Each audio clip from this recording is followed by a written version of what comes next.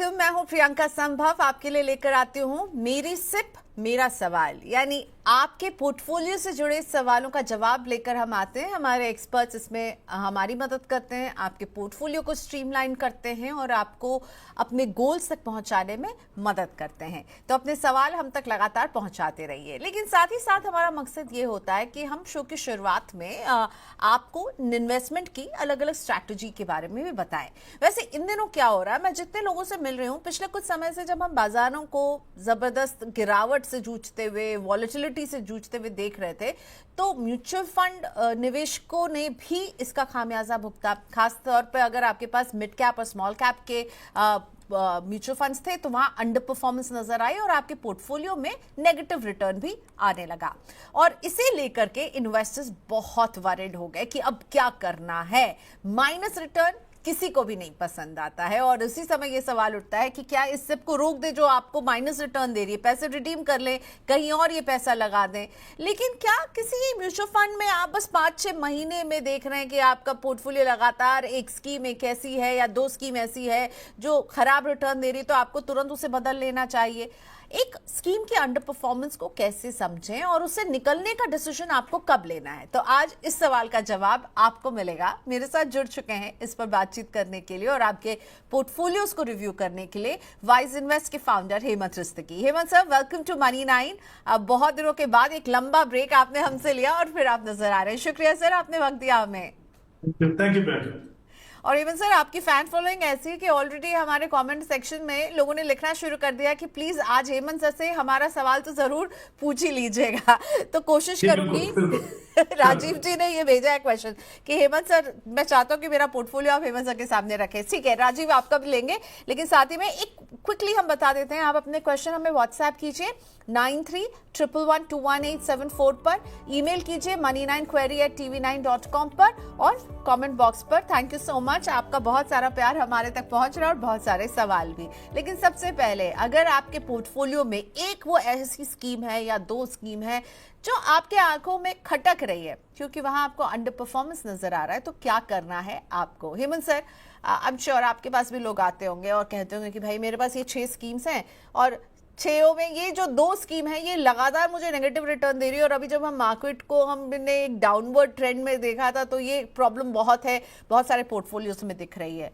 तो क्या आप उन्हें सलाह देते हैं जब इस तरह से कोई स्कीम आपके पोर्टफोलियो में खराब प्रदर्शन कर रही है तो निकल जाए, क्या उसे बाय बाय कह दें? हाँ देखिए प्रियंका, आई थिंक ये बहुत ही अच्छा सवाल है और आई थिंक बहुत ही इंपॉर्टेंट सवाल है। जैसा आपने कहा कि कभी कभी इन्वेस्टर्स को लगता है कि हमारे पोर्टफोलियो में ऐसा कोई फंड है जिसमें नेगेटिव रिटर्न दिख रहा है, तो उसका क्या किया जाए। ये सिर्फ गिरते बाजार में ही नहीं होता, कभी कभी अमूमन हमने समय समय पे ये इशू देखा है इन्वेस्टर्स को जो फेस करते हैं। लेकिन सबसे बड़ा पहला सवाल, उसको कैसे टैकल करना हम बाद में आएंगे। उससे इंपॉर्टेंट सवाल प्रियंका ये होता है कि जिसको हम नॉन परफॉर्मेंस समझ रहे हैं, जिसको हम अंडर परफॉर्मेंस समझ रहे हैं, क्या वाकई में वो अंडर परफॉर्मेंस है कि नहीं। राइट, हम इक्विटी फंड्स की बात कर रहे हैं, हमारे जो इन्वेस्टमेंट है वो अलग अलग सेगमेंट में जाता है। राइट, अलग अलग कैटेगरीज के फंड होते हैं। तो जैसे आपने बात की कि मिड कैप स्मॉल कैप में शायद गिरावट ज्यादा है लार्ज कैप से, लेकिन अगर हम पिछले साल सितंबर से पहले देखें तो यही 2 सेगमेंट हैं जो आपके पोर्टफोलियो में बहुत बेहतरीन आपको रिटर्न दे रहे थे। तो जाहिर सी बात है कि जब मार्केट में थोड़ी अनसर्टेनिटी आई है, वो अनसर्टेनिटी बहुत सारे कारणों से आती है। अभी अगर हम देखें पिछले कुछ सालों में तो काफी सारे इश्यूज रहे हैं और रिसेंटली कुछ उसमें और भी इशू ऐड हो गए हैं। यूएस का टैरिफ रिलेटेड इशू हो गया, राइट। तो जियोपॉलिटिकल इश्यूज अभी हमने देखा, जो इंडिया पाकिस्तान का जो इशू हुआ बीच में, उससे पहले रशिया यूक्रेन तो चल ही रहा है, राइट। तो इजराइल का चल रहा है हमास के साथ। तो आई थिंक ये इश्यूज हैं, अलग अलग इश्यूज की वजह से मार्केट में वॉलेटिलिटी आती है। तो जाहिर सी बात है कि जब हम एक इक्विटी पोर्टफोलियो की बात करते हैं जो टोटली मार्केट लिंक प्रोडक्ट है, वहां पे इसका इम्पैक्ट आपको दिखने को मिलेगा। तो जैसे मैंने कहा कि सबसे पहले तो हमें ये समझने की जरूरत है कि जिसको हम अंडर परफॉर्मेंस समझ रहे हैं, या जैसा आपने कहा नेगेटिव रिटर्न है, तो वो वाकई में क्या अंडर परफॉर्मेंस है। आई थिंक उसको एक प्रॉपरली एक पर्सपेक्टिव में डालने की जरूरत है। मान लीजिए आपने एक मिड कैप में इन्वेस्टमेंट किया, और जैसा मैंने कहा कि पिछले साल सितंबर से पहले अगर हम देखें, या इवन स्मॉल कैप में किए, इन दोनों सेगमेंट ने आपको बहुत ही बेहतरीन रिटर्न दिए 2-3 साल तक। अब जब मैं नेगेटिव रिटर्न देख रहा हूं, तो नेगेटिव रिटर्न कहां पे आए? नेगेटिव रिटर्न सब सिर्फ उन्हीं निवेशकों को आएगा जिन्होंने मे बी पिछले 1 साल या 15 महीने पहले इन्वेस्ट करना शुरू किया होगा। मैं जो रिसेंट रिकवरी है उसको ध्यान में रखते हुए बोल रहा हूँ। तो ऑब्वियसली जब मार्केट में थोड़ी गिरावट आती है तो उसका इम्पैक्ट जितना कम समय आपने मार्केट में लगाया होगा उतना ज्यादा आपको देखने को मिलता है। लेकिन जिन इन्वेस्टर्स ने कुछ साल पहले अपनी एसआईपी शुरू की होगी उनको सिर्फ रिटर्न थोड़ा कम दिख रहा होगा, वहां पे नेगेटिव रिटर्न नहीं होगा। दूसरी बात, मैं इसको कैसे मेजर करूं? अगर मिड कैप में आपने पैसा डाला ये सोच समझ के कि लॉन्ग रन में मिड कैप या स्मॉल कैप हमको बेहतर रिटर्न दे सकते हैं, तो हमें ये देखना है कि उस सेगमेंट की परफॉर्मेंस कैसे। अगर मान लीजिए वो इंडेक्स जो है, हम मान लीजिए निफ्टी 150 इंडेक्स की बात करते हैं जो मिड कैप इंडेक्स है, अगर वो गिरा है मान लीजिए 10% और आपका फंड गिरा है 8%, तो फंड मैनेजर ने गिरते बाजार में आपके पैसे को थोड़ा प्रोटेक्ट किया। हाँ, लेकिन अगर आपका मान लीजिए 10% अगर इंडेक्स गिरा और आपका जो फंड है वो 12% गिरा, वो हो सकता है, स्पेशली वो जो जिन्होंने काफी अच्छा परफॉर्म किया, तो ऑब्वियसली एक बार मोमेंटम जब निकलता है तो आपको नेगेटिव रिटर्न दिखने को मिलेगा। मेरा ये मानना है कि एक तो पहले आपने बिल्कुल सही कहा, समय बहुत कम है। 6 महीने की परफॉर्मेंस देख के आप डिसाइड नहीं करेंगे कि ये अंडर परफॉर्मेंस है या ये नेगेटिव रिटर्न है। दूसरा, आपको ये देखना है कि equity as an asset class इसका लॉन्ग टर्म में कितना अच्छा पोटेंशियल है। अगर आप एक डिसिप्लिन निवेशक हैं, अगर आप ऐसे निवेशक हैं जो हर साल अपनी एसआईपी को स्टेप अप करते हैं, तो कोई कारण नहीं है कि आप उस नेगेटिव रिटर्न से हताश हों या आपको कोई मायूसी आए। ऑफ कोर्स जब भी आप अपने पोर्टफोलियो में नेगेटिव रिटर्न देखते हैं तो अच्छा नहीं लगता, लेकिन हमें ये समझने की जरूरत है एज एन इन्वेस्टर कि ये एक नेचुरल फिनोमिनन है। कुछ समय ऐसे आएंगे ओवर द लॉन्गर टर्म। अगर आपके पोर्टफोलियो में सही कॉम्बिनेशन है large cap, mid cap, small cap का, तो आपको बहुत अच्छा रिटर्न मिला है और आगे भी मिलेगा। तो मुझे लगता है एक प्रोस्पेक्टिव में डालने की जरूरत है परफॉर्मेंस को, रादर देन सिर्फ नेगेटिव रिटर्न देके हम थोड़ा डिसअपॉइंट हो जाए। तो सबसे पहली बात, शॉर्ट टर्म के रिटर्न को नहीं आंकिए। दूसरी बात है, बेंचमार्क से इसको कंपेयर कीजिए। अगर पूरे ही बाजार का हाल खराब रहा, उससे जुड़े बेंचमार्क का भी अगर प्रदर्शन खराब रहा है, तो फिर आपको थोड़ा वक्त देना होगा। और मुझे एक बात लगती है हेमंत सर कि रिटर्न्स को भी हमें आंकने के लिए उसमें कंसिस्टेंसी देखनी होगी। क्या रिटर्न्स लगातार गिरते रहे हैं, जिसको आप लोग शायद कहते हैं रोलिंग रिटर्न, तो ये रोलिंग रिटर्न का भी फंडा समझाइए। और रिटर्न्स को नापने का ये एक अच्छा तरीका है रोलिंग रिटर्न्स। बिल्कुल अच्छा तरीका है, क्योंकि वो कहीं ना कहीं आपको देखिए क्या होता है, जब हम पॉइंट टू पॉइंट रिटर्न देखते हैं तो एब्सोल्यूट रिटर्न आता है। एनुअलाइज रिटर्न देखते हैं तो वो आपको वो पीरियड नहीं बताता है जब उस फंड ने काफी वॉलेटिलिटी झेली।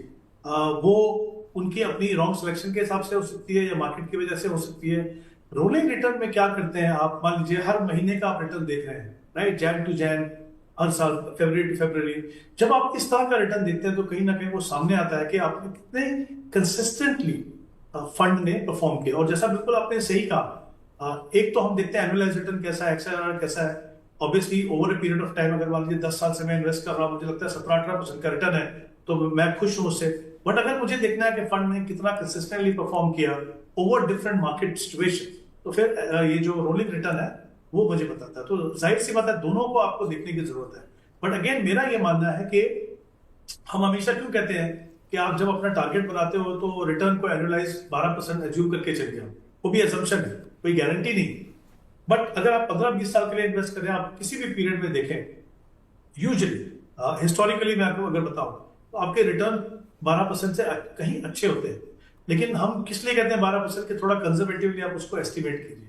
दूसरी बात, किसी भी एसेट क्लास में जब इस तरह के रिटर्न होंगे तो वो ऐसा नहीं है कि वो हर साल आपको वो रिटर्न दे, राइट। कुछ साल ऐसे होंगे जहां पे 100% भी रिटर्न होगा, कुछ साल ऐसे होंगे 40% रिटर्न होगा, कुछ ऐसे होंगे जहां पे एकदम फ्लैट रिटर्न होंगे, कुछ ऐसे साल होंगे जहां पे नेगेटिव होगा। आई थिंक वो नेचर है।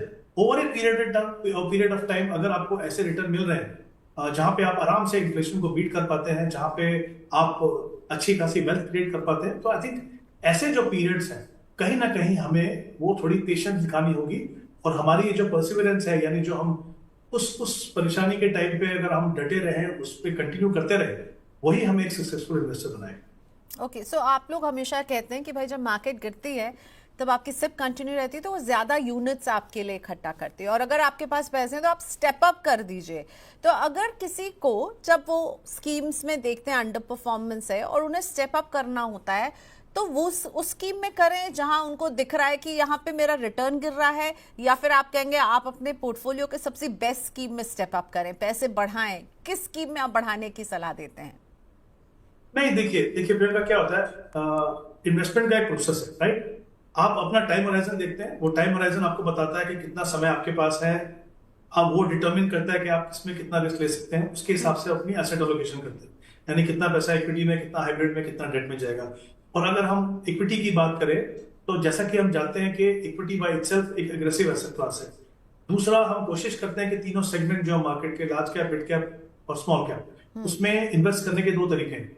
एक तो तीनों के अलग अलग फंड है, large cap, small cap, mid cap के, जहां पे आपको खुद को समय समय पे रीबैलेंसिंग करना है, या फिर आप कुछ कैटेगरी जैसे multi cap, large and mid cap, flexi cap, उनके थ्रू आप इन्वेस्ट करते हैं। विद इन दैट, जैसे हमने बात की पहले कि डिफरेंट सेगमेंट की परफॉर्मेंस अलग अलग होती है, राइट? तो शुरुआत में आपने क्या किया, आपने रिस्क प्रोफाइल देखा, आपने पोटेंशियल ऑफ रिटर्न देखा और आपने बैलेंस बनाया। ठीक है। वही चीज आपको स्टेप अप में करनी है। मेरे हिसाब से उस समय के मार्केट मूड को अगर आप देखे इन्वेस्ट करेंगे तो क्या होगा, आप अगर मार्केट गिर रहा है तो फिर आप सेफ्टी की तरफ जाएंगे, यानी लार्ज कैप में जाएंगे, राइट? अगर मार्केट बहुत चल रहा है तो फिर आप पूरा पैसा स्मॉल कैप में डाल देंगे। दोनों ही सिचुएशन आपके लिए ठीक नहीं, ओके। राइट? तो सिर्फ अपने रिस्क प्रोफाइल और आपका जो पोर्टफोलियो में जो बैलेंस है तीनों सेगमेंट का, उसी हिसाब से चल रहा है। अगर एक फंड आपको पसंद नहीं है, जिसमें आपको लग रहा है कि नया पैसा मुझे नहीं डालना है, तो ऑब्वियसली वो फंड आपके पोर्टफोलियो में नहीं होना चाहिए। लेकिन वो डिसाइड करने के लिए, जैसा मैंने पहले भी कहा, कि वो अच्छा नहीं कर रहा है, उसको एक प्रॉपर पर्सपेक्टिव में डाल के एक सही तरीके से देखना है, ताकि ऐसा नहीं है कि सिर्फ 3 या 6 महीने की परफॉर्मेंस देख के हम उस फंड से बाहर निकल गए। तो कितना समय देना चाहिए हेमंत सर? एक अंडर परफॉर्मिंग फंड है तो आप क्या कहेंगे कि इतना टाइम तो आपको देना होगा उसको थोड़ा वॉच करने के लिए? हाँ, ये बिल्कुल इंपॉर्टेंट सवाल है।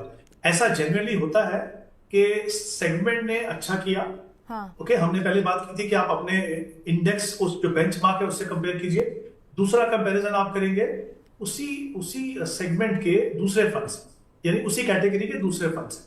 तो मान लीजिए अगर हम मिड कैप की बात कर रहे हैं, समझ लीजिए इसको, to understand this, mid cap index मान लीजिए 10% ऊपर गया, आपका जो फंड है वो 12% ऊपर गया, और एवरेज जो है मिड कैप फंड्स की वो मान लीजिए 14% है। तो आप देखेंगे कि हालांकि आपके फंड ने बेंचमार्क को बीट किया, लेकिन जो कैटेगरी एवरेज है उससे अंडर परफॉर्म किया।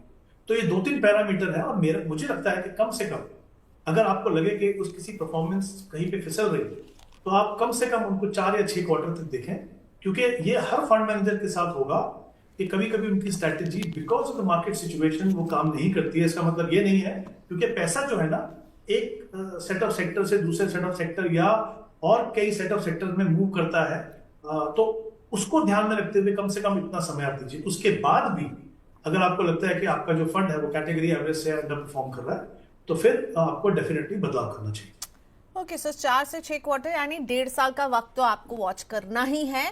उसके बाद डिसीजन लीजिए। शॉर्ट टर्म के परफॉर्मेंस के आधार पर एग्जिट मत कीजिए। भले ही अगर आपको टॉप अप करना है तो वो स्कीम जो आपको लग रही है कि ठीक नहीं परफॉर्म कर रही है, आप उसमें नहीं कीजिए। लेकिन जब टॉप अप करें तो सिर्फ इसलिए नहीं करना कि मार्केट गिर रहे हैं, आपको अपने गोल्स, अपना पूरा एसेट एलोकेशन ये देखते हुए करना है। Thank you so much Hemant sir. हमेशा आप जब आते हैं तो कुछ नया सिखा करके जाते हैं। अब हम पोर्टफोलियोज की तरफ बढ़ते हैं और सबसे पहले मैं पिक कर रही हूँ आसिफ नियाज जी का पोर्टफोलियो। आसिफ जो है NRI हैं, सऊदी अरेबिया में काम करते हैं, और इन्होंने अपने पोर्टफोलियो को बहुत डिटेल के साथ हमें भेजा है, जो डिटेल्स मैंने आपके साथ भी शेयर किए थे। तो ये 35,000 की सिप कर रहे हैं इन ऑल, और इनका पोर्टफोलियो हमारे सामने है। जेएम फ्लेक्सी कैप 10,000 की सिप, SBI का क्वांट्रा फंड 5,000 की सिप, मोतीलाल ओसवाल का मिड कैप फंड 5,000 की सिप, SBI का स्मॉल कैप फंड 5,000 की सिप, बंधन स्मॉल कैप 5,000 की सिप, 6 स्कीम है कोटक मल्टी कैप, यहां पर भी ये 5,000 की सिप कर रहे हैं। गोल है 2.5 करोड़ 15 साल में जो ये अचीव करना चाहते हैं। और इन्होंने अपनी वाइफ के भी हमें सिप की डिटेल्स भेजी है, वो भी हम एक बार बता देते हैं।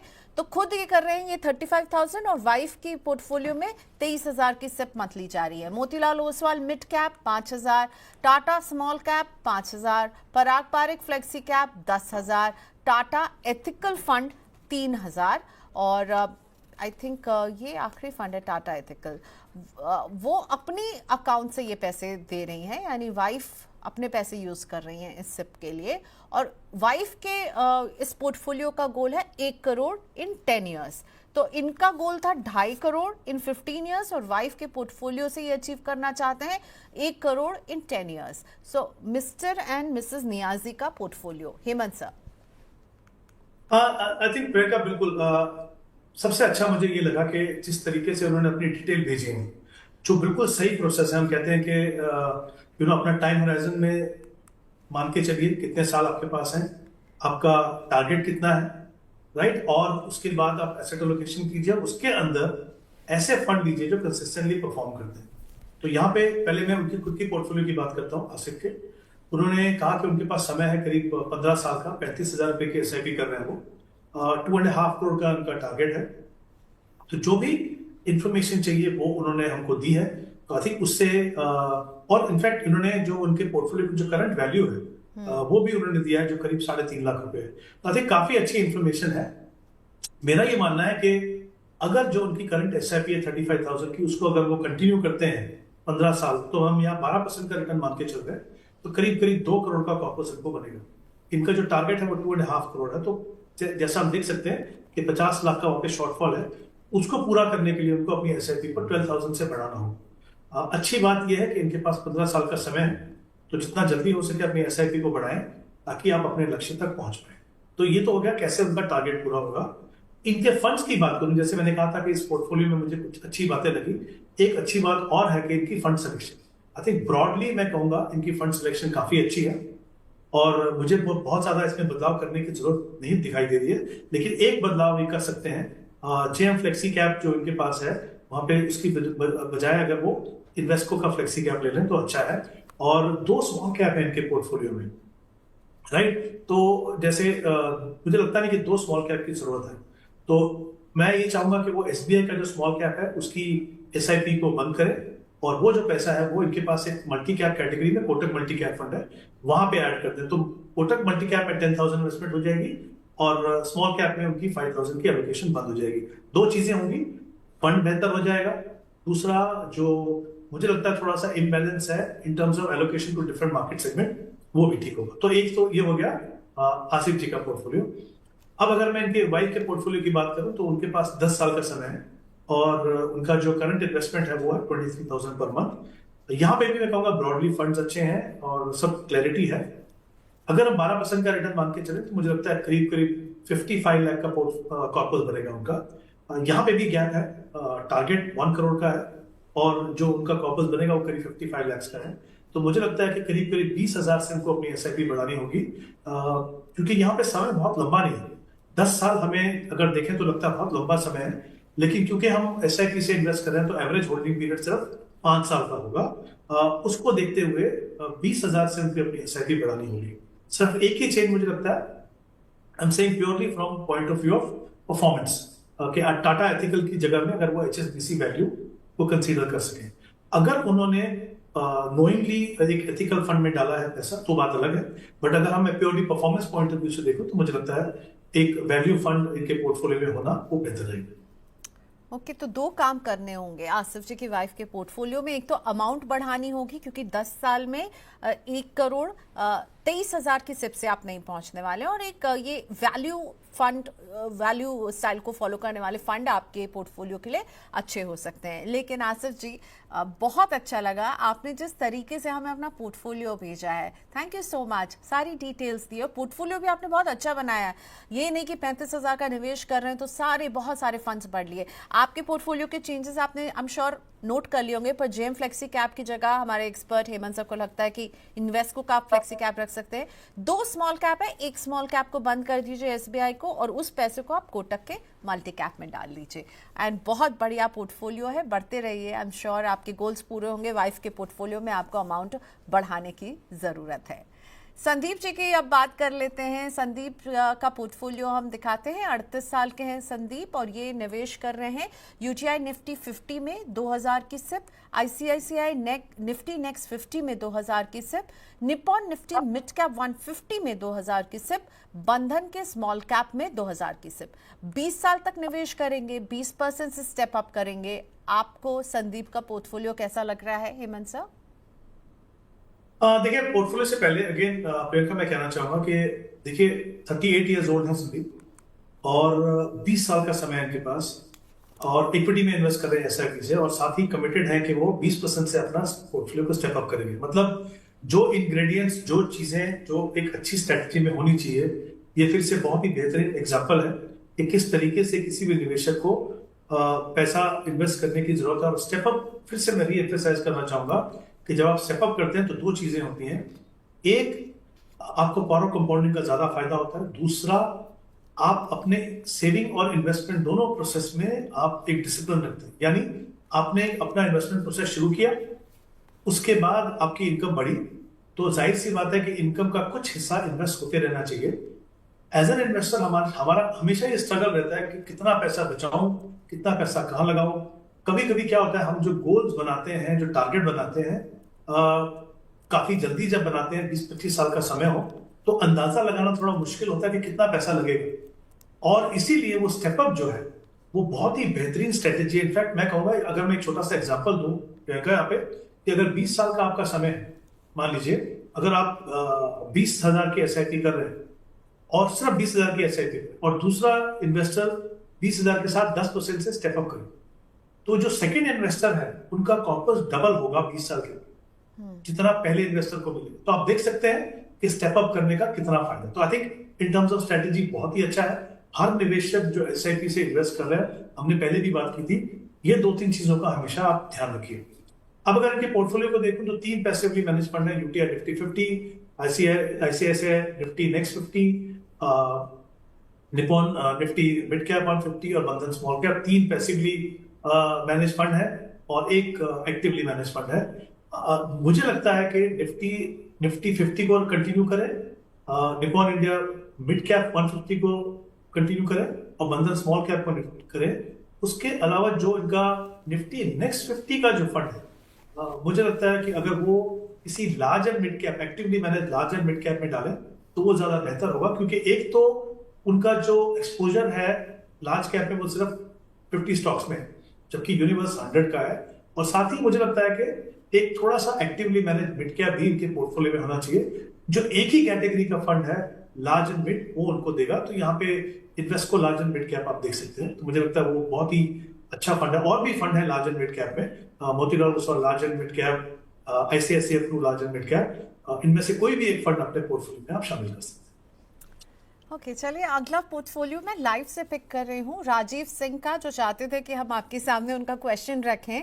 सो मुझे बहुत क्लियरली याद है कि इस हफ्ते हम राजीव जी का सवाल अपने एक शो में ले चुके हैं, पर उन्होंने फिर से रिक्वेस्ट भेजी कि हेमंत सर से ज़रूर पूछिए। तो हेमंत सर, ये क्वेश्चन स्पेसिफिकली आपके लिए है। आप शायद सामने स्क्रीन पर नहीं देख पाएंगे, आज हमारे यहाँ कुछ टेक्निकल फॉल्ट चल रहा है, इनके जो हम यूट्यूब से लाइव आपको नहीं दिखा पाएंगे, इसलिए आपको शायद नोट करना होगा, पर मैं से जितना आसान हो तरीके से बता सकूं। राजीव जी 20 साल तक निवेश करेंगे, 10,000 रुपए वो 8 स्कीम्स में डाल रहे हैं, यानी कि 80,000 रुपीज की सिप कर रहे हैं। और कहां कर रहे हैं? मोतीलाल ओसवाल के लार्ज एंड मिड कैप में कर रहे हैं, पराग पारेख का फ्लेक्सी कैप है, मोतीलाल का मिड कैप है। सो मोतीलाल का लार्ज एंड मिड कैप भी है और मोतीलाल का मिड कैप भी है। HDFC का मिड कैप फंड है, निपॉन स्मॉल कैप है, और अगली scheme Bandhan small cap, 7th scheme है SBI की कॉन्ट्रा फंड, और 8th स्कीम है Kotak multi cap. Hemant sir, Rajeev ji के पोर्टफोलियो पर आपके कमेंट्स, 20 साल का नजरिया रखते हैं राजीव? हाँ देखिए, आई थिंक 20 साल का समय, जैसा आपने कहा 80,000 की एसआईपी कर रहे हैं, तो करीब करीब अगर मैं देखूं तो जो कॉर्पस जो बना पाएंगे, मेरे हिसाब से करीब 8 करोड़ का कॉर्पस बना पाएंगे। ओके, अगर ये कंटिन्यू करते हैं 20 साल तक कंटिन्यू करते हैं तो 8 करोड़ का कॉर्पस बन जाएगा। जी जी। और मैं 12% की रिटर्न मान के चल रहा हूँ यहाँ पे, तो करीब करीब जी बिल्कुल, आई थिंक अराउंड 8 करोड़ बन जाएगा। अब मैंने इनके फंड्स हैं यहाँ पे। सबसे पहले Motilal Oswal large and mid cap बहुत अच्छा फंड है, इसमें कंटिन्यू कीजिए आप। Parag Parekh flexi cap, again flexi cap category का बहुत अच्छा फंड है, और सबसे अच्छी बात यह है कि इसमें कुछ एक्सपोजर आपको यूएस मार्केट में मिलता है, तो उसको आप कंटिन्यू करिए। मोतीलाल ओसवाल का mid cap fund, again one of the best performing mid cap fund. Priyanka, आपने यहाँ पे बात की थी कि एक ही फंड हाउस के 2 फंड है, बट आई थिंक दोनों थोड़े डिफरेंट सेगमेंट के हैं और आई थिंक वो इसको रखा जा सकता है, क्योंकि कुल मिला के 8 फंड है, उसमें से 2 ही फंड जो है वो एक म्यूचुअल फंड के, आई थिंक उसमें कोई इशू नहीं है। इनके पास एक और मिड कैप फंड है, HDFC मिड कैप। HDFC। मुझे लगता है इसको थोड़ा सा रीथिंक करने की जरूरत है। HDFC में जो या तो मल्टी कैप फंड ले लें वो, या फिर HDFC लार्ज मिड कैप की जगह, मुझे लगता है प्योर मिड कैप की जगह में इन दोनों में से कोई भी फंड लीजिए, चाहे HDFC लार्ज मिड कैप या HDFC मल्टी कैप। फिर निपॉन स्मॉल कैप है, again I think small cap category का एक काफी कंसिस्टेंटली परफॉर्मिंग फंड रहा है, वो डेफिनेटली बना जा सकता है, क्योंकि हर फंड में इन्होंने 10,000 की इन्वेस्टमेंट की है। फिर इनके पास एक और है बंधन स्मॉल कैप। अगेन मुझे लगता है कि इन टर्म्स ऑफ एलोकेशन एक स्मॉल कैप रखी है अपने पोर्टफोलियो में। ऐसा नहीं है कि आप एक कैटेगरी के 2 फंड नहीं रख सकते, but I think small cap में स्पेसिफिकली एलोकेशन थोड़ा सा इंपॉर्टेंट है। तो वहां पे आप बंधन कोर इक्विटी फंड देख लीजिए जो लार्ज मिड कैप कैटेगरी का, आई थिंक वो एक अच्छा एडिशन रहेगा आपके पास। SBI Contra fund, again I think चाहे आप कॉन्ट्रा रखें या वैल्यू, लॉन्ग टर्म इन्वेस्टर को इस कैटेगरी का एक फंड मुझे लगता है पोर्टफोलियो में रहेगा तो अच्छा है, वो बिल्कुल सही है। और Kotak multi cap, again I think multi cap category का बहुत ही अच्छा फंड है। तो ब्रॉडली मैं कहूंगा इनकी फंड सिलेक्शन अच्छी है, कहीं पे थोड़ा सा ओवरलैप है, हमने कोशिश की कि उसको कम करें। और जैसा मैंने कहा कि अगर ये कंटिन्यू करते हैं तो करीब करीब 8 करोड़ का कॉर्पस बना पाएंगे। बट फिर से मैं कहूंगा कि 80,000 की इन्वेस्टमेंट कर रहे हो, 20 साल का समय है, कोशिश करिए कि अपनी SIP को स्टेप अप कर सके। अगर वो पॉसिबल होगा तो आपका कॉर्पस कहीं ज्यादा बड़ा हो सकता है। ओके, चलिए, ग्रेट राजीव जी, बहुत अच्छा पोर्टफोलियो बनाया। बस 2 मिड कैप जो है इसको एक बार आपको जरूर देखना चाहिए कि क्या इसकी जरूरत है आपको, और कुछ ऑप्शन भी हेमंत सर ने बताए हैं। मुबारक हो, बहुत अच्छा, आप बहुत अच्छे अमाउंट से निवेश करें, लेकिन इसको बढ़ाते रहिएगा क्योंकि 20 साल बहुत लंबा समय होता है। इतेंद्र त्यागी का क्वेश्चन पिक कर रही हूं मैं। इतेंद्र जी की एज है 29 और इन्होंने जो अपना पोर्टफोलियो क्रिएट किया है वो 15 साल तक निवेश करने वाले हैं। सिप कर रही हैं 6,000 रुपए की, और पिछले साल मई 2024 में शुरू किया। कैनेडा रोबेको का स्मॉल कैप है 2400 की SIP. HDFC mid cap opportunities fund 1800 की सिप। पराग पारिक का फ्लेक्सी कैप है, यहां पर भी 1800 की सिप ये कर रहे हैं। टारगेट है सर 60 लाख इस सिप इन्वेस्टमेंट से। इनके पास LIC की पॉलिसी है जिसमें ये 55,000 रुपए ईयरली दे रहे हैं। बजाज आलियांस की भी है पॉलिसी, मुझे लगता है ये यूलिप प्लान्स होंगे जो जिसमें ये 1400 दे रहे हैं स्मॉल कैप में, और 1600 गारंटीड है कुछ रिटर्न वाला कोई प्लान है। अपार्ट फ्रॉम दिस ये 3 स्कीम्स जो इनके पोर्टफोलियो में है। इतेंद्र की एज 29, नजरिया है 15 साल का। जी आई थिंक बिल्कुल, I think again right age और अच्छा इन्वेस्टमेंट कर रहे हैं। 15 साल का समय इनके पास, टारगेट इनका 60 लाख है। इनकी जो करंट इन्वेस्टमेंट है 6,000, अगर हम वो जैसे हमने पहले भी सवालों में किया था कि अगर 12% का रिटर्न मान के चलते हैं तो करीब करीब 30 लाख का कॉर्पस बनेगा। उनका टारगेट जो है वो 60 लाख का है। तो जैसा कि हम देख सकते हैं कि वो काफी बड़ा गैप है दोनों के बीच में, तो इनको अपनी SIP को ऑलमोस्ट डबल करना होगा, इनफैक्ट डबल करना होगा अपने टारगेट तक पहुंचने के लिए। बट आई थिंक जैसे मैंने पहले भी एक सवाल में कहा था, जब आप काफी लंबे समय के लिए इन्वेस्ट करते हो तो आपके पास समय होता है, आपके पास एक अपॉर्चुनिटी होती है कि आप उसको अपनी SIP को बढ़ा दें। और अगर ये आपके लिए पॉसिबल नहीं है कि आप एक साथ अपनी SIP को 15,000 से बढ़ाएं या 30,000 से बढ़ाएं, तो कहीं ना कहीं, या 6,000 से बढ़ाएं इनफैक्ट, सॉरी, और तो आपको कोशिश ये करनी है कि थोड़ा स्टेप अप कर लीजिए। 10% से स्टेप अप करेंगे तो भी अपने टारगेट तक पहुंच पाएंगे। अब इनके पास 3 फंड है, एक स्मॉल कैप फंड है, एक मिड कैप है, पारंपरिक फ्लेक्सी कैप है। आई थिंक 2 जो फंड्स हैं, HDFC मिड कैप और पारंपरिक फ्लेक्सी कैप, वो आप कंटिन्यू करिए। स्मॉल कैप में मुझे लगता है, हमने बात की निपॉन की स्मॉल कैप या इवन बंधन स्मॉल कैप, वो कैनरा रोबेको स्मॉल कैप से बेटर ऑप्शन हो सकती है। एक चेंज।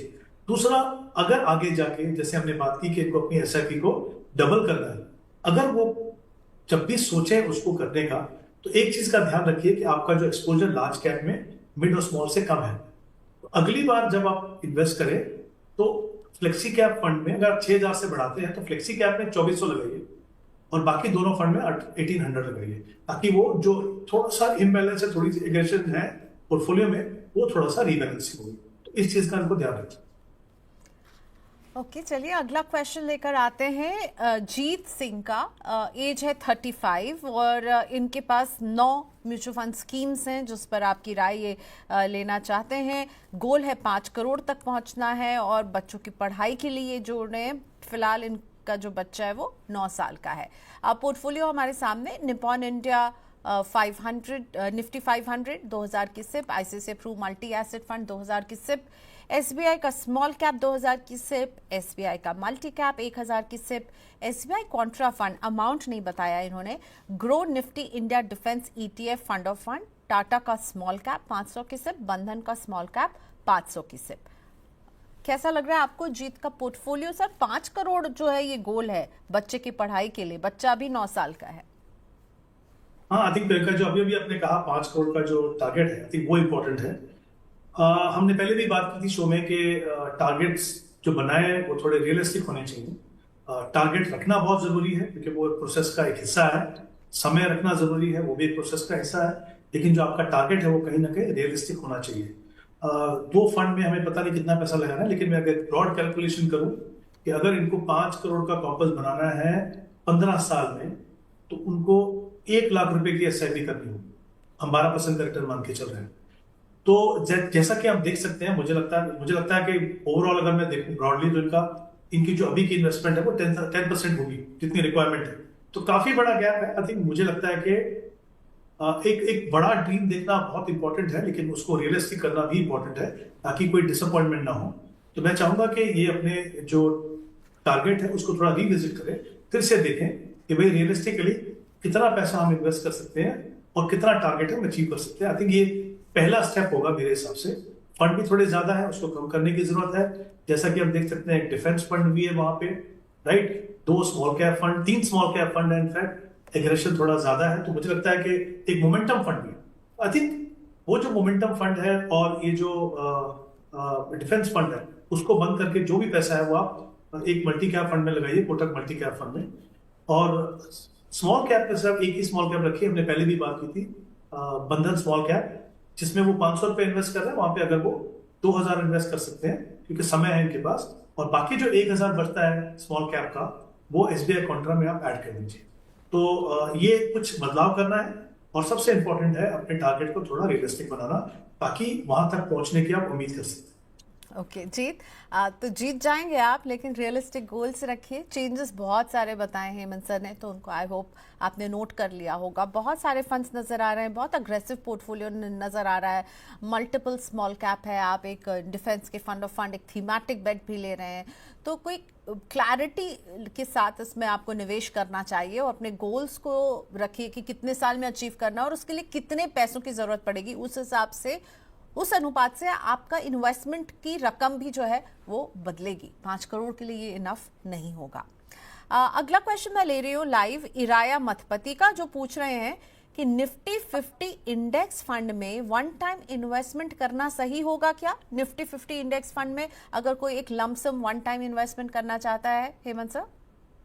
देखिए, इसका सीधा आंसर नहीं है प्रियंका, बिकॉज देखिए, जब हम इन्वेस्टमेंट की बात करते हैं तो 2 तरीके हैं इन्वेस्ट करने। एक होता है सिस्टमेटिकली आप इन्वेस्ट करें, एक होता है आप लमसम इन्वेस्ट करें। सिस्टमेटिक का मतलब खाली ये नहीं है कि आपको एसआईपी की बात कर रहे हैं। कभी कभी हर इन्वेस्टर के लिए सिस्टमेटिक इन्वेस्टमेंट करना बहुत मुश्किल होता है अगर वो रेगुलर इनकम नहीं है या आप सेल्फ एम्प्लॉयड है। तब सिस्टमेटिक का मतलब ये होगा कि चाहे 3 महीने में एक बार या 6 महीने में एक बार या साल में 1 या 2 बार आप रेगुलरली हर साल इन्वेस्ट करते रहे, तो वो एक सिस्टमेटिक अप्रोच होगी। किसी भी समय पे, चाहे अभी की मार्केट हो या कभी की मार्केट हो, और क्योंकि वो इंडेक्स फंड की बात कर रहे हैं, लमसम डालना है कि नहीं, उसमें एक इंपॉर्टेंट फैक्टर है। पहली बार, क्या ये आपकी पहली इन्वेस्टमेंट है इक्विटी में? अगर ये पहली इन्वेस्टमेंट है इक्विटी में, तो डेफिनेटली लमसम इन्वेस्ट करना बिल्कुल भी सही नहीं है। हालांकि मार्केट में अच्छा मूवमेंट है currently, but by nature market volatile है। तो आप नहीं चाहेंगे कि शुरुआत में ही आपको एक एक्सट्रीम वॉलेटिलिटी का सामना करना पड़े और कहीं आप नेगेटिव रिटर्न देखें जिससे आप डिसअपॉइंट हो जाए। तो अगर आप पहले निवेशक हैं, सिर्फ ये सोच के कि हम इंडेक्स में इन्वेस्ट कर रहे हैं, हम सेफ हैं, ऐसा नहीं है, वो भी इक्विटी है, राइट? तो वो ध्यान रखना है। दूसरा, अगर आपका ऑलरेडी पोर्टफोलियो है, मान लीजिए मेरा अगर पोर्टफोलियो 20 लाख का है और मुझे अगर 50,000 रुपए इन्वेस्ट, तो वो 2-2.5% है मेरे ओवरऑल पोर्टफोलियो, तब मुझे लमसम इन्वेस्ट करने में प्रॉब्लम नहीं है, प्रोवाइडेड ये मेरा वन ऑफ इन्वेस्टमेंट नहीं है। मैं उम्मीद करता हूं कि आगे जाके जब भी मुझे सरप्लस होगा मैं इन्वेस्ट करूंगा। तो आई थिंक सिर्फ ये देख के कि मैं इंडेक्स में इन्वेस्ट कर रहा हूं, ये समझना कि भाई नहीं ये सेफ है, वो बिल्कुल सेफ नहीं है। आप कैसे निवेशक हैं, कौन सी इन्वेस्टमेंट है, आपका एग्जिस्टिंग पोर्टफोलियो है कि नहीं, वो सब देख के आपको डिसाइड करना। ठीक है, अगला क्वेश्चन मयंक यादव जी का है। हेमंत सर रिक्वेस्टिंग कि आप प्लीज नोट कर लीजिएगा मयंक जी की भी डिटेल्स। मयंक की एज है 39 और 4 से 5 करोड़ के कॉर्पस पर ये पहुंचना चाहते हैं। पूछ रहे हैं कि जो सिप है क्या मैं इसे बढ़ाऊं। अब मैं आती हूँ उनके पोर्टफोलियो पर। इनके पोर्टफोलियो में है मेरे एसेट का मिड एंड लार्ज कैप, जिसमें ये 5,000 की सिप कर रहे हैं। बंधन का स्मॉल कैप 4,000 की सिप यहाँ जा रही है। एक और स्मॉल कैप है HSBC स्मॉल कैप, यहां पर 1,000 की सिप है। मोतीलाल ओसवाल के मिड कैप में 10,000 की सिप। SBI का ब्लू चिप 1,500 की सिप। कोटक का मल्टी कैप 2,500 की सिप। ये तीसरा पोर्टफोलियो है आज का, जब मैं देख रही हूँ कि मल्टी कैप लोगों के पोर्टफोलियो में अब एंट्री करने लगे हैं। बहुत सारे लोग मल्टी कैप में इन्वेस्टमेंट कर रहे हैं। सो इसमें भी मल्टी कैप नजर आ रहा है। Should I repeat something Hemant sir? Yes Priyanka, काफी जल्दी लिख लेता हूँ लेकिन इतना जल्दी नहीं लिख पाता हूँ, तो आई थिंक मैं रिपीट करती हूँ। I will repeat sir. मेरे एसेट का मिड एंड लार्ज कैप है mid and large, okay, mid and large 5,000। बंधन का स्मॉल कैप है sir 4,000। Okay, HSBC small cap 1,000, या यस।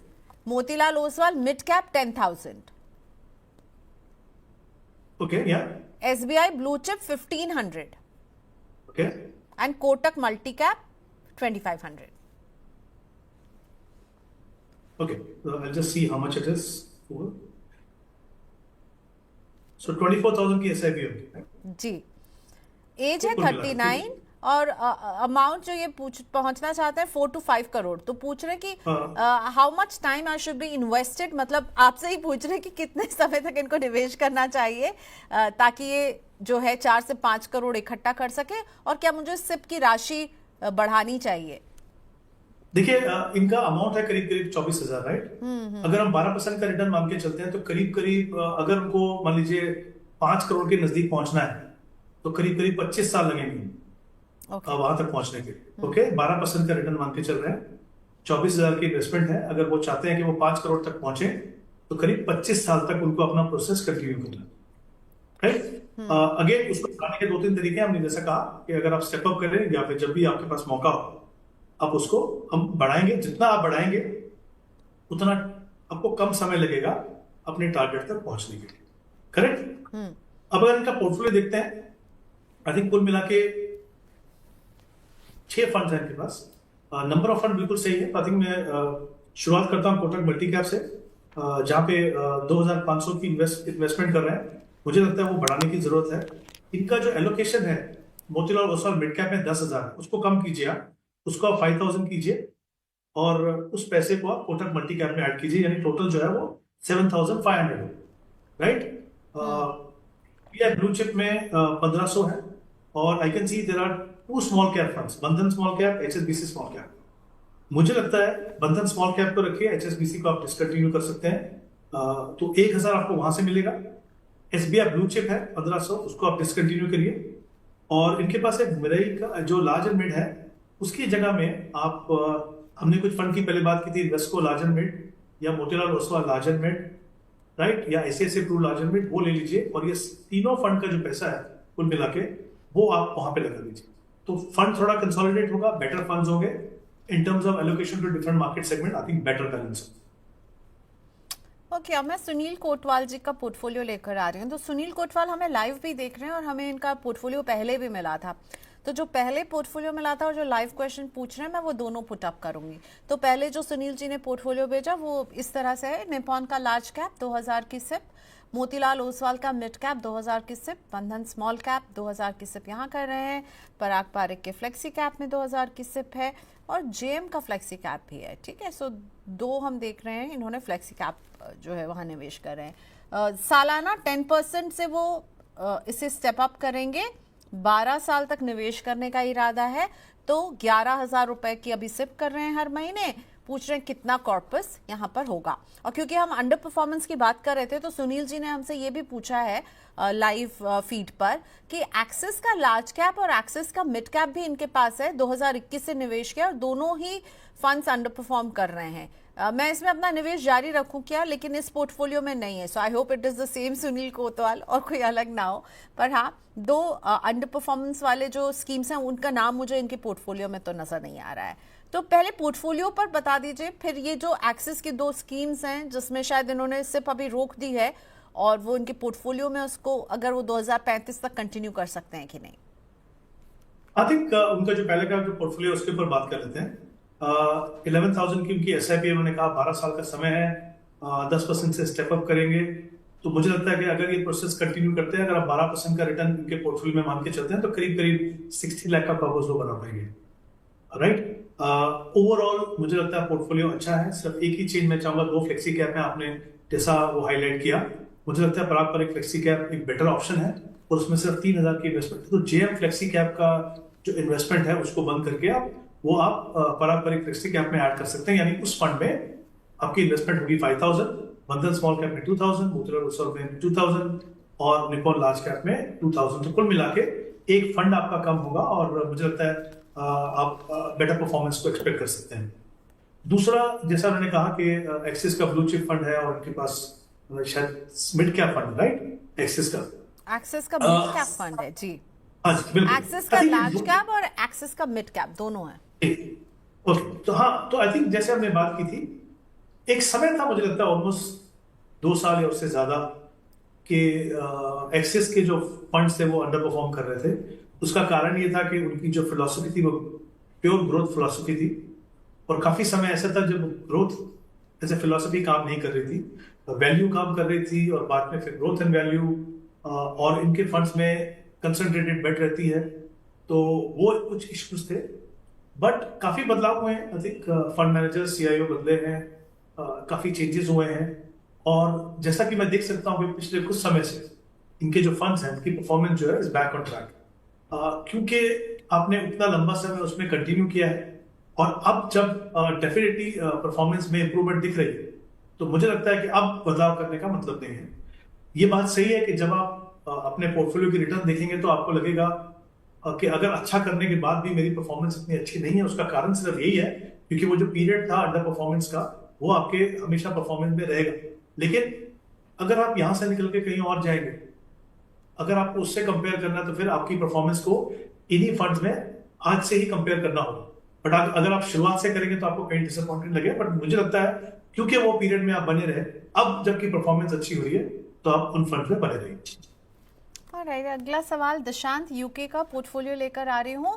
सो दिशांत जी निवेश कर रहे हैं पराग पारिक के फ्लेक्सी कैप में 10,000, निप्पॉन इंडिया के लार्ज कैप में 5,000, मोतीलाल ओसवाल के मिड कैप में 7,000, बंधन के स्मॉल कैप में 8,000।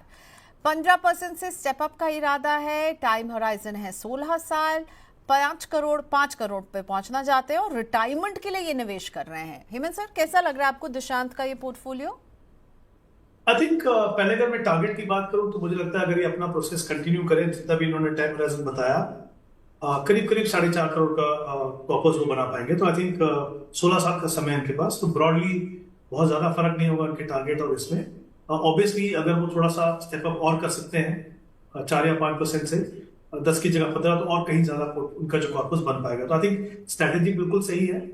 इक्विटी फंड में इन्वेस्ट कर रहे हैं, SIP से स्टेप अप कर रहे हैं, कोशिश कीजिए थोड़ा स्टेप अप बढ़ाएंगे तो अपने टारगेट तक डेफिनेटली पहुंच पाएंगे। अब मुझे लगता है कि फंड बहुत अच्छे हैं, पराग पर एक flexi cap, Nippon India large cap fund, Motilal Oswal mid cap और बंधन स्मॉल कैप। सिर्फ एलोकेशन में थोड़ा सा इशू है, मुझे लगता है लार्ज कैप में एलोकेशन थोड़ी सी कम है, तो जो अमाउंट बंधन में इन्वेस्ट कर रहे हैं स्मॉल कैप में 8,000 वो उनको करना चाहिए निप्पॉन लार्ज कैप में, और 5,000 जो निप्पॉन लार्ज कैप में कर रहे हैं वहां पे उनको बंधन में घटा देना चाहिए 3,000। सो ये 3,000 जो है वो आप मूव कीजिए लार्ज कैप में, I think in terms of keeping the right balance. बस एक ही बदलाव करना है, बाकी जैसा मैंने कहा थोड़ा सा स्टेप अप करेंगे और ज्यादा तो डेफिनेटली जो उनका टारगेट है उससे भी ज्यादा कॉर्पस बना देंगे। अगला क्वेश्चन मैं कुशाल बल्हारा का ले रही हूँ। तो इन्होंने ना 2 पोर्टफोलियो भेजे हैं, मिस्टर एंड मिसेस बल्हारा दोनों का, और कुशाल ने बताया कि यही अपनी वाइफ के लिए भी इन्वेस्टमेंट कर रहे हैं। ठीक है, कुशल की एज है 36 और 2 पोर्टफोलियो में पहला इन्हीं का पोर्टफोलियो ले लेते हैं जो थोड़ा अग्रेसिव बेंट के साथ है। जेम का फ्लेक्सी कैप 1,000 की SIP, Motilal Oswal active momentum fund 1,000 की सिप, बंधन का स्मॉल कैप फंड 1,000 की SIP, Motilal Oswal mid cap fund 1,000 की सिप, 4,000 की सिप जो कुशल कर रहे हैं ये उनकी, और उनकी वाइफ की जो है वो थोड़ी सी मॉडरेट रिस्क एपेटाइट के हिसाब से है, 5500 की सिप कर रहे हैं। ईडलवाइज मिड कैप में 1000 रुपये महीने में डाल रहे हैं। इन्वेस्को इंडिया का कॉन्ट्रा फंड है, यहाँ पर 1000 रुपये डाल रहे हैं। इन्वेस्को के स्मॉल कैप में 1000 हर महीने डाल रहे हैं। कोटक के मल्टी कैप में 1000 डाल रहे हैं। HDFC टेक्नोलॉजी में 500 रुपये की सिप चल रही है। बैंक ऑफ इंडिया के फ्लेक्सी कैप में 1000 रुपये की सिप चल रही है।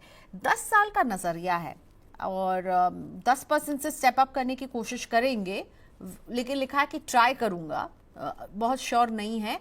लक्ष्य इनका 10 साल में 1 करोड़ पर पहुंचने का है इन दोनों पोर्टफोलियोज के जरिए।